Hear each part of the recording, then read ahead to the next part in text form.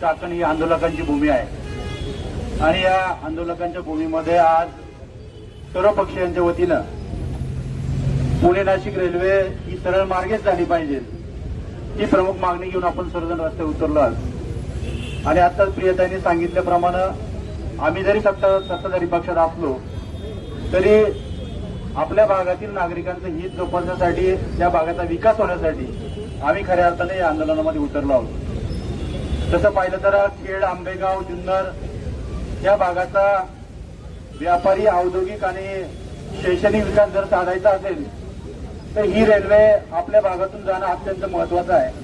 विशेषतः चाकण सारख्या औद्योगिकरणाला वेगाने झपाट्याने वाढणाऱ्या या शहरामध्ये आपण पाहतो अनेक वर्षापासून वाहतूक कोंडी होत आहे आणि याला ही वाहतूक कोंडी पुढच्या काळामध्ये अधिक बिकट होणार आहे आणि म्हणून याला पर्याय म्हणून पुढच्या काळामध्ये एक चांगली वाहतूक व्यवस्था या ठिकाणी असावी यामुळे दूरदृष्टी ठेवून आपल्या भागातून या पुणे नाशिक रेल्वेचं या ठिकाणी जाणं आणि हा मार्ग आपल्या भागातून होणं हे अत्यंत आपल्या सर्वांच्या दृष्टीनं आणि आपल्या पुढच्या पिढीच्या दृष्टीनं अत्यंत महत्वाचं आहे।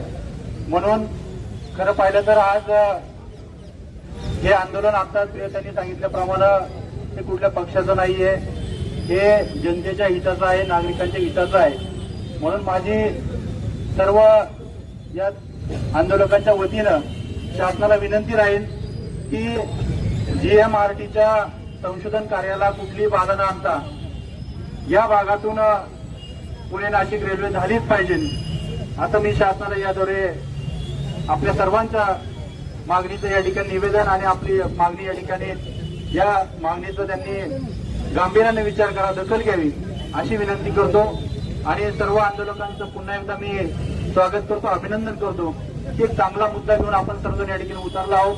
निश्चितपणे आपल्याला भविष्य काळामध्ये या मागणीला आपल्या यश येणार आहे अशा प्रकारची या ठिकाणी भावना व्यक्त करतो या ठिकाणी थांबतो।